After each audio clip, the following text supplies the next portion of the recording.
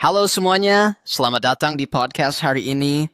Kita akan membahas fenomena podcast horror yang sedang naik daun di Indonesia. Menurut kamu, apa sih yang bikin podcast horror jadi begitu populer akhir-akhir ini? Menurutku orang Indonesia memang suka cerita misteri. Podcast horor itu kayak nostalgia, mengingatkan pada cerita-cerita seram waktu kecil. Iya ya, dulu waktu kecil suka dengar cerita hantu sambil ngumpul bareng teman di malam hari. Sekarang tinggal denger lewat podcast, sensasinya tetap dapet.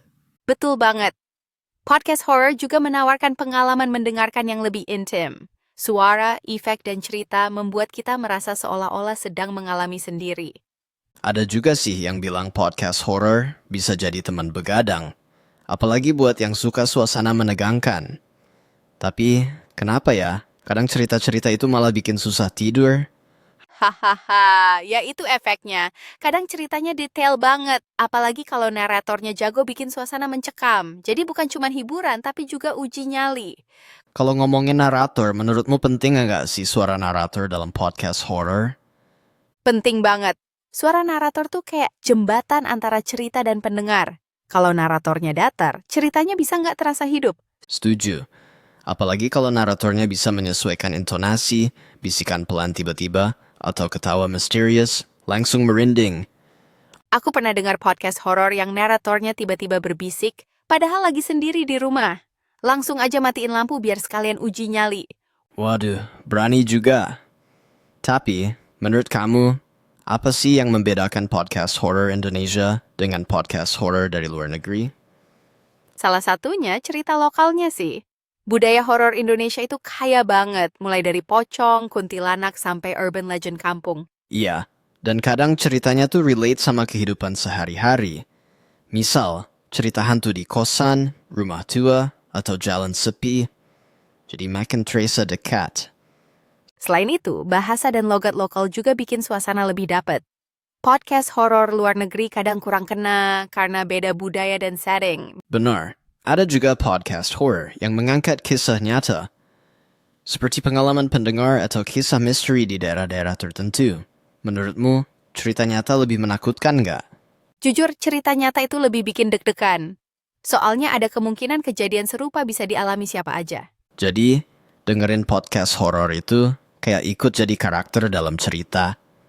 Pernah nggak sih kamu sampai ke bawah mimpi gara-gara dengerin podcast horor?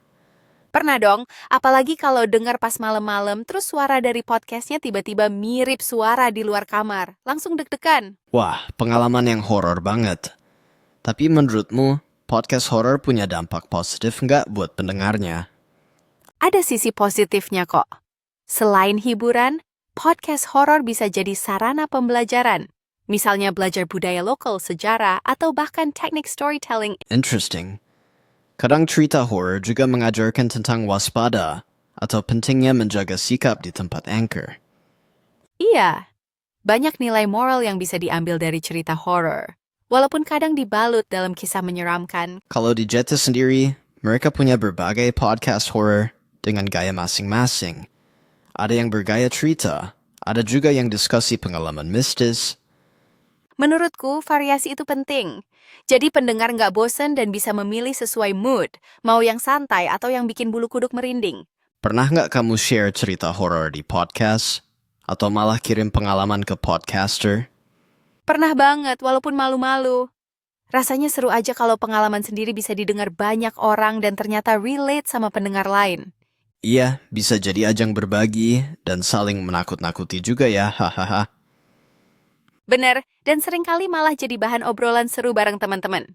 Selain cerita, music latter juga penting banget di podcast horror. Menurutmu, efek suara gimana pengaruhnya? Efek suara itu kunci. Suara pintu berderit, langkah kaki, atau bisikan samar bikin suasana makin nyata dan mencekam. Kadang, tanpa efek suara, ceritanya jadi hambar. Tapi kalau kebanyakan, malah bisa bikin pendengar kaget berlebihan. Iya, harus pas. Narator yang jago bakal tahu kapan harus sunyi dan kapan harus dramatis. Menurutmu, podcast horror bakal terus diminati atau cuma tren sesaat?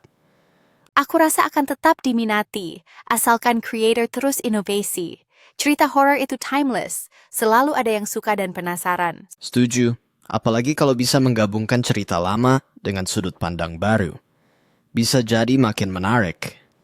Iya, misalnya mengangkat urban legend tapi dikaitkan dengan isu kekinian. Jadi, bukan cuma menakutkan, tapi juga relevan. Salah kamu sendiri lebih suka cerita horor fiksi atau kisah nyata? Aku suka dua-duanya, tapi kisah nyata lebih bikin merinding. Sensasinya beda, apalagi kalau tempatnya familiar. Kadang setelah dengar podcast horor, suasana sekitar jadi terasa beda. Pernah nggak kamu tiba-tiba parno sendiri? Sering, apalagi kalau lampu kamar tiba-tiba kedap-kedip setelah dengar cerita serem. Langsung mikir aneh-aneh. Podcast horor memang punya daya magis tersendiri. Selain hiburan, bisa jadi pemicu adrenalin. Bener. Jadi, buat yang belum pernah coba dengar podcast horor, siap-siap aja karena sensasinya beda dari genre lain. Nah, sebelum kita akhiri, ada pesan nggak buat pendengar yang suka atau mau mulai dengerin podcast horor? Pesanku, jangan dengerin sendirian di tempat gelap kalau nggak siap mental. Tapi nikmati aja, karena cerita horor juga bagian dari budaya kita. Setuju banget. Podcast horor bukan hanya soal menakutkan, tapi juga soal mengenal diri dan budaya. Sampai jumpa di episode berikutnya, dan selamat merinding bersama cerita-cerita horor. Sampai jumpa. Jangan lupa tetap waspada. Siapa tahu ada yang ikutan dengerin di belakang kamu. Hehe.